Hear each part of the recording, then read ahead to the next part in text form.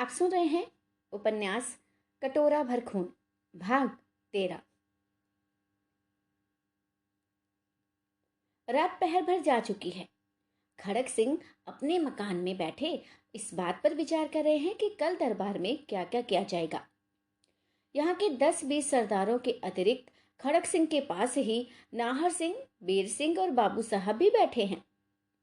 खड़क सिंह: बस यही राय ठीक है। दरबार में अगर राजा के आदमियों से हमारे खैरख्वाह सरदार लोग गिनती में कम भी रहेंगे तो कोई हर्ज नहीं। नाहर सिंह: हाँ, जिस समय गरज कर मैं अपना नाम कहूंगा, राजा की आधी जान तो उसी समय निकल जाएगी। फिर कसूरवार आदमी का हौसला ही कितना बड़ा, उसकी आधी हिम्मत तो उसी समय जाती रहती है जब उसके दोष उसे याद दिलाए जाते हैं। सरदार: हम लोगों ने भी यही सोच रखा है कि या तो अपने को हमेशा के लिए उस दुष्ट राजा की ताबीदारी से छुड़ाएंगे या फिर लड़कर जान ही दे देंगे। नाहर सिंह: अरे ईश्वर चाहे तो ऐसी नौबत ही नहीं आएगी और सहज ही में सब काम हो जाएगा। राजा की जान लेना ये तो कोई बड़ी बात नहीं। अगर मैं चाहता तो आज तक कभी का उसे यमलोक पहुंचा दिया होता, मगर मैं आज का समय ढूंढ रहा था और चाहता था कि वह तभी मारा जाए जब उसकी हरामजादगी लोगों पर साबित हो जाए और लोग भी समझ जाएं कि बुरे कामों का फल ऐसा ही होता है। खड़क सिंह: हाँ, आपने कहा था कि बाबा जी ने तुमसे मिलना मंजूर कर लिया, घंटे 2 घंटे में यहाँ जरूर आएंगे, मगर अभी तक आए नहीं। नाहर सिंह: वे जरूर आएंगे। इतने ही में दरमान ने आकर अर्ज किया कि एक साधु बाहर खड़े हैं जो हाजिर होना चाहते हैं।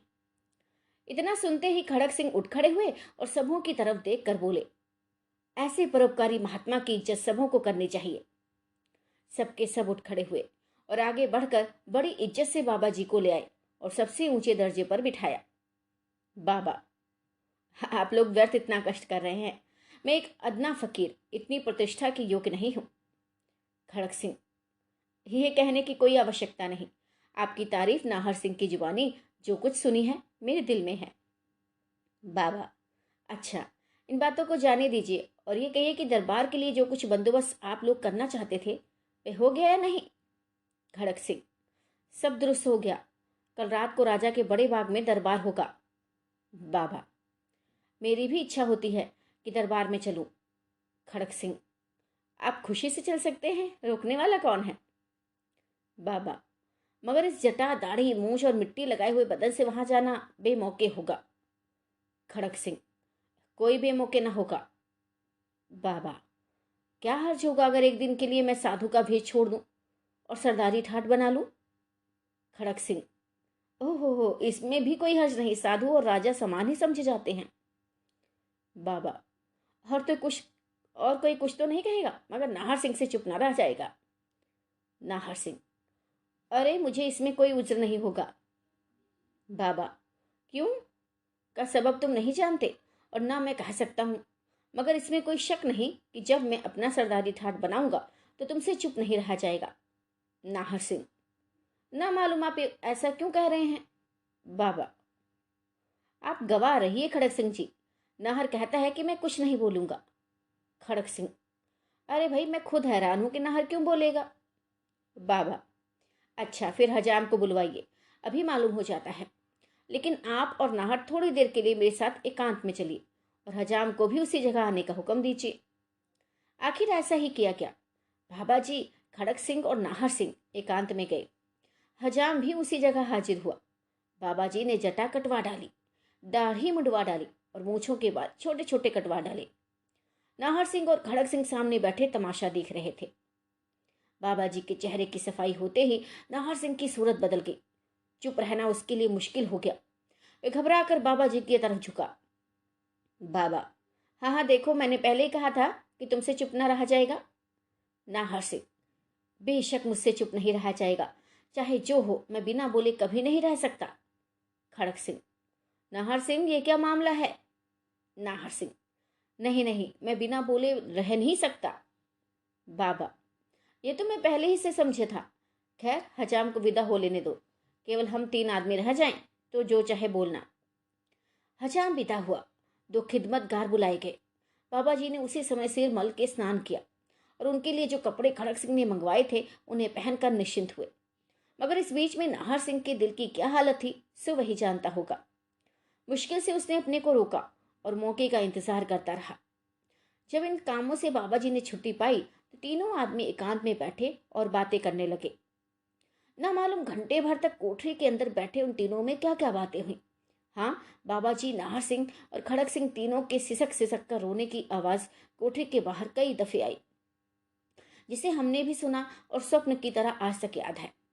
कोठरी से बाहर निकलकर साधु महाशय मुंह पर नकाब डाल विदा हुए और नाहर सिंह तथा खड़क सिंह उस अदालत में आ बैठे जिसमें बाकी के सरदार लोग बैठे हुए थे। सरदारों ने पूछा कि बाबा जी कहाँ गए और उनकी ताज्जुब भरी बातों का क्या नतीजा निकला। इसके जवाब में खड़क सिंह ने कहा कि बाबा जी इस समय तो चले गए, मगर कह गए हैं कि मेरे पेट में जो जो बातें भेद के तौर पर जमा हैं वे कल दरबार में जाहिर हो जाएंगी, इसलिए मेरे साथ आप लोगों को भी उनका हाल कल ही मालूम होगा। आधी रात तक एक लोग बैठे बातचीत करते रहे। इसके बाद अपने अपने घर की तरफ रवाना हुए। हरिपुर के राजा करण सिंह राठौर का बाग बड़ी तैयारी से सजाया गया। रोशनी के सबब दिन की तरह उजाला हो रहा था। बाग की हर एक रविश पर रोशनी की गई थी। बाहर की रोशनी का इंतजाम भी बहुत अच्छा था। बाग के फाटक से लेकर किले तक जो एक कोस के लगभग होगा, सड़क के दोनों तरफ गज की रोशनी थी। हजारों आदमी आ जा रहे थे। शहर में हर तरफ इस दरबार की धूम थी।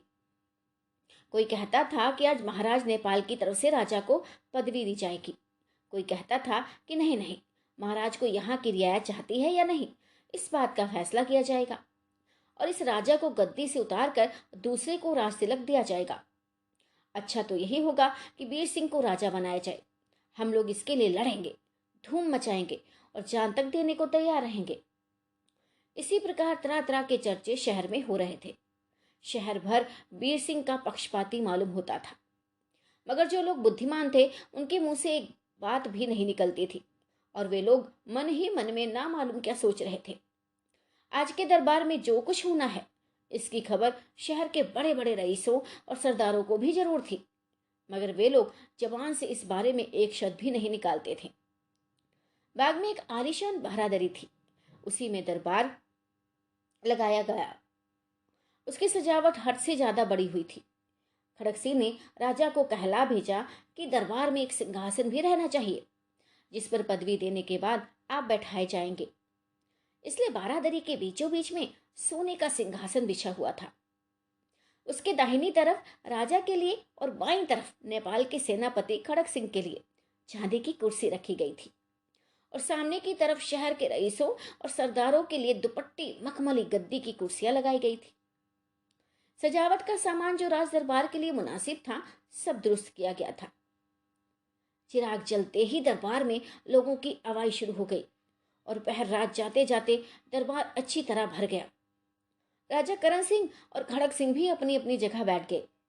नाहर सिंह, वीर सिंह और बाबू साहब भी दरबार में बैठे हुए थे, मगर बाबा जी अपने मुंह पर नकाब डाले एक कुर्सी पर विराज रहे थे, जिनको देख लोग ताज्जुब कर रहे थे और राजा इस विचार में पड़ा हुआ था कि ये कौन है।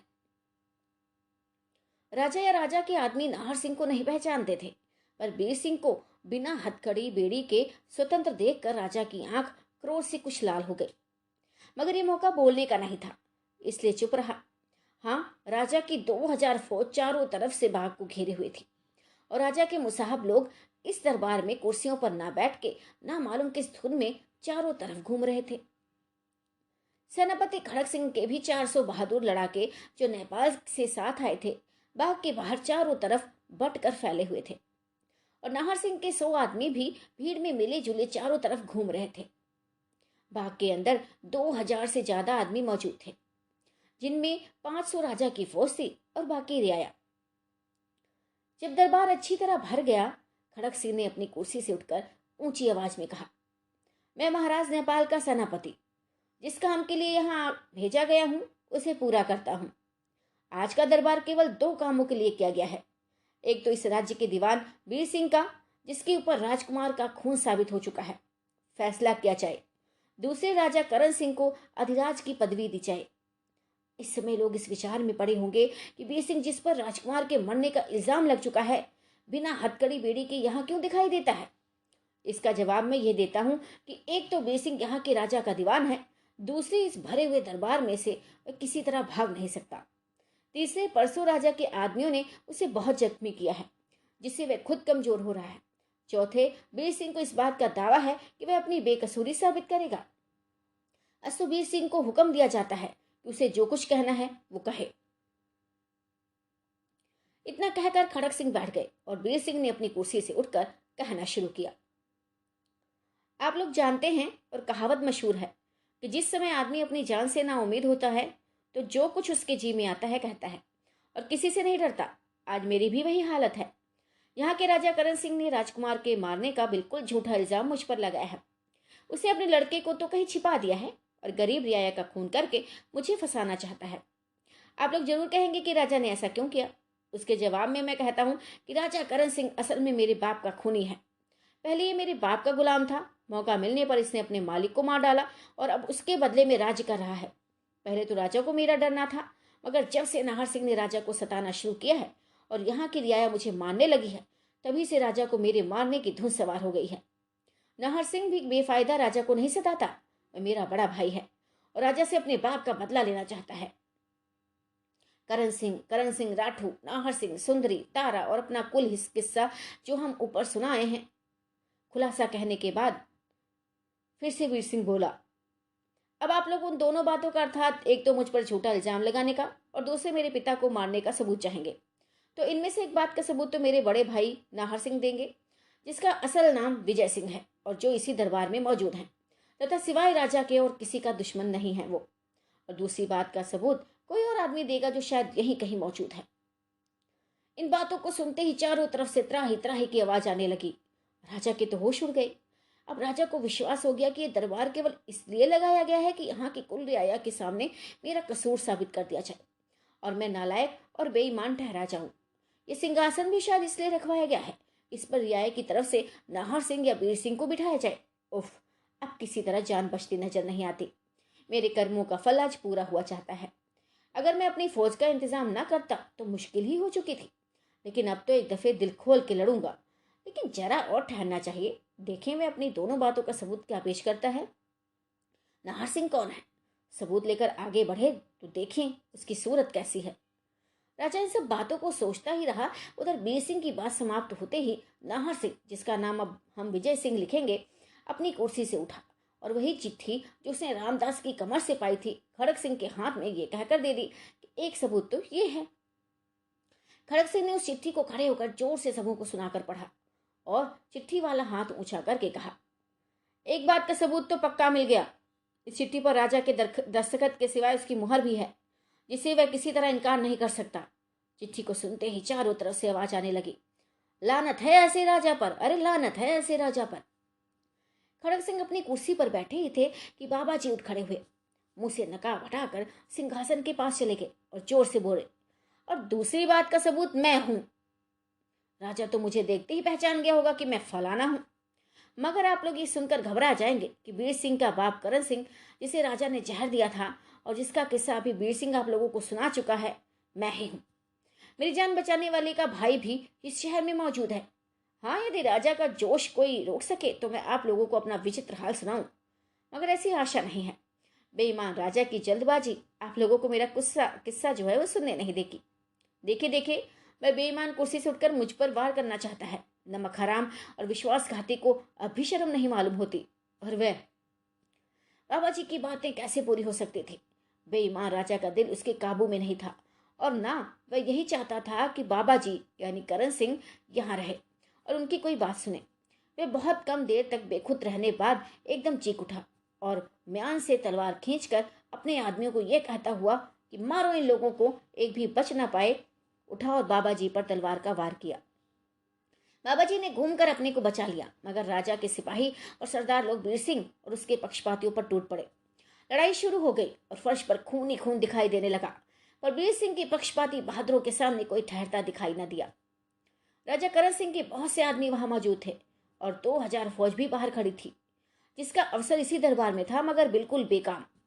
किसी ने दिल खोल कर लड़ाई नहीं की। एक तो वे लोग राजा के जुल्मों की बात सुन पहले ही बेदिल हो रहे थे, दूसरे आज की वारदात, वीर सिंह और सुंदरी का किस्सा और राजा के हाथ की लिखी चिट्ठी का मजमून सुनकर और राजा को लाजवाब पाकर सभी का दिल फिर गया। सभी राजा के ऊपर दांत पीसने लगे। केवल थोड़े से आदमी जो राजा के साथ ही साथ खुद भी अपनी जिंदगी से नामुमकिन हो चुके थे, जान पर खेल गए और याया के हाथों मारे गए। इस लड़ाई में बाबू साहब का और राजा करण सिंह राठौर का सामना हो गया। बाबू साहब ने करण सिंह को उठाकर जमीन पर दे मारा और उंगली डालकर उसकी दोनों आंखें निकाल ली। इस लड़ाई में सुजन सिंह, शंभुदत्त और स्वरूप सिंह वगैरह भी मारे गए। लड़ाई बहुत देर तक न रही और फौज को हिलने की भी नौबत न आई। खड़क सिंह ने उसी समय वीर सिंह को, जो जख्मी होने पर भी कई आदमियों को इस समय मार चुका था और खून से तरबतर हो रहा था, उसी सोने के सिंहासन पर बैठा दिया और पुकार कर कहा, इस समय वीर सिंह, जिनको यहाँ की रियायत चाहती है, राज सिंहासन पर बैठा दिए गए हैं। राजा वीर सिंह का हुक्म है कि बस अब लड़ाई न हो और सभी की तलवारें म्यान में चली जाए। लड़ाई शांत हो गई। वीर सिंह को रियाया ने राजा मंजूर किया और अंधे करण सिंह को देख देख कर लोग हंसने लगे।